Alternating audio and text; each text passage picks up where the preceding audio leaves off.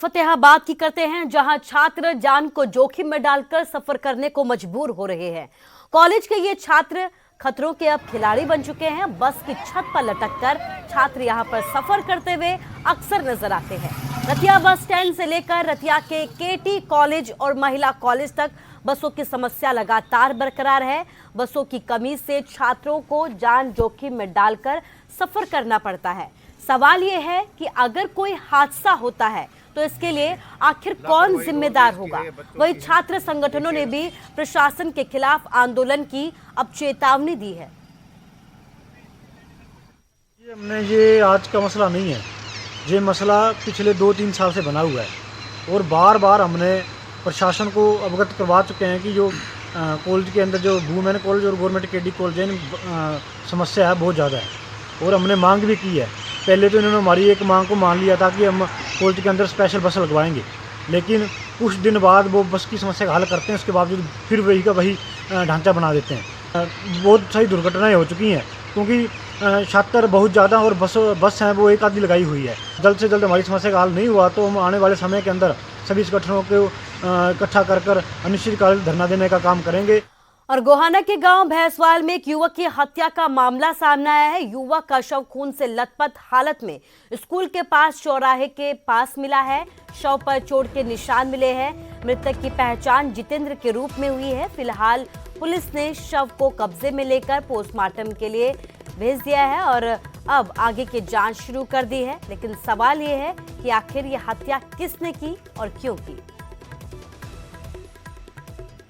सुबह हमने गांव भैंसवाल से सूचना मिली थी कि एक युवक का शव पड़ा हुआ स्कूल के पास।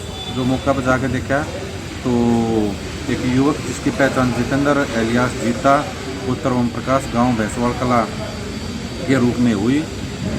वारसान से उनकी स्टेटमेंट हासिल करके और अज्ञात व्यक्तियों के खिलाफ कार्रवाई की। उसके सिर पे पीछे और मुंह पे चोटें मारी गई। जितेंद्र लड़का है लाठ वाले चौक पर, इसका पता लग गया भाई वहाँ मार रखे हैं। वहाँ अगर देखा परिवार ने, ये वहाँ पर अकेला रहता है, बच्चे इसके पास नहीं थे, बच्चे अपने घर पर रह रहे हैं। सुना सुबह 6 बजे। और अब बात कोरोना की करते हैं। कोरोना के नए वेरिएंट ओमिक्रॉन देश में अब तक यहां पर 4 केस सामने आ चुके हैं ओमिक्रॉन के। मुंबई में एक और ओमिक्रॉन के संक्रमित मरीज की पुष्टि हुई है। ये मरीज हाल ही में साउथ अफ्रीका से लौटा था।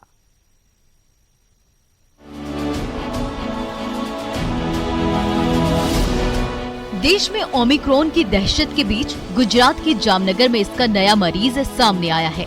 यहाँ 72 साल के एक बुजुर्ग में ओमिक्रॉन की पुष्टि हुई है। ये बुजुर्ग हाल ही में जिम्बाब्वे से लौटे थे। जो पेशेंट है वो जब से वो यहाँ आए हैं तब से आइसोलेशन में है। उनका ट्रीटमेंट चल रहा है। स्टार्टिंग में जब इनके सिम्टम्स सोर थ्रोट और जो वीकनेस थी वो भी काफी कम हो चुकी है। ओमिक्रॉन वेरिएंट की पुष्टि के बाद मरीज को आइसोलेट कर दिया गया है और उस पर पूरी नजर रखी जा रही है। केस जो जामनगर में से मिला है वो ओमिक्रॉन वेरिएंट में पॉजिटिव मिला है। उसके हिसाब से उसको आइसोलेट किया गया है। उसके ऊपर हम नजर रख रहे हैं। बता दें कि हाई रिस्क वाले देशों से आने वाले लोगों का एयरपोर्ट पर ही RT-PCR टेस्ट कराया जा रहा है। जिम्बाब्वे से जामनगर लौटने पर मरीज में कोरोना की पुष्टि हुई थी, जिसके बाद मरीज का सैंपल जीनोम सीक्वेंसिंग के लिए पुणे की लैब में भेज दिया गया था। जीनोम सीक्वेंसिंग की रिपोर्ट में ओमिक्रॉन वेरिएंट से संक्रमित होने का पता चला।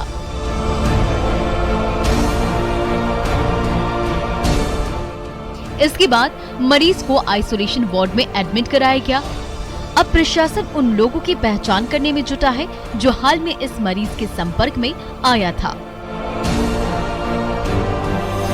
Bureau report, news 18 network.